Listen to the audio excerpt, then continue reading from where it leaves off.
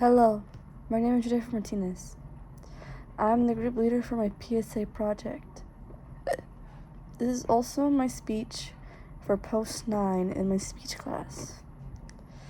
In a group, there can be many disadvantages for working in a very small group or a small group.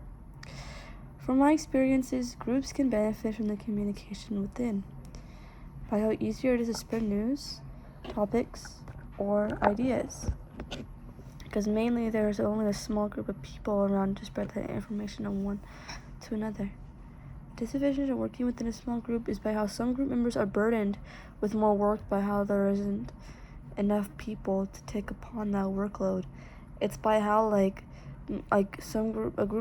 group has a very huge amount of work to do, but there's only 5 people in order to either take upon that work.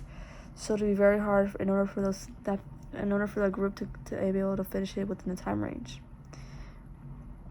If I had some advice to give to someone dealing with these challenges within your small group, is by always communicating with the group to fix the problems, and always constructive criticism.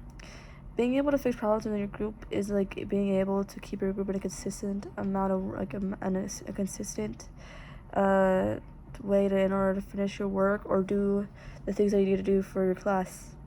And giving constructive criticism helps the person in your group fix their problems and makes them even better at doing their job. 2 listening barriers that are mainly presented in my text are partial listening and prejudgment. Some personal experiences of how I plan to minimize the prejudgment in the future is by making the person who is reading/listening to my text. It's by how whatever I say, it's by doing whatever I say, it's by how whatever I say in it is gonna be expected, so the audience will make a judgment before what I need to say. Also, before I say what I need to say, is that I'll catch my audience attention by using words such as "hear me out," so they won't think before I speak. Second of all, my personal experience of how I plan to minimize a partial listening in the future is by avoiding examples that divert the attention from my main topics. Also, I will speak on information that mostly is mostly relevant to my listener.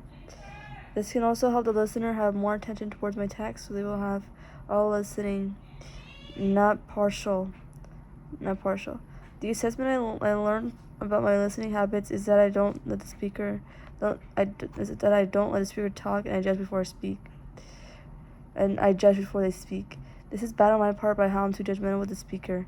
Instead of not thinking before I speak, I will start thinking about my words and how I remind myself to not judge.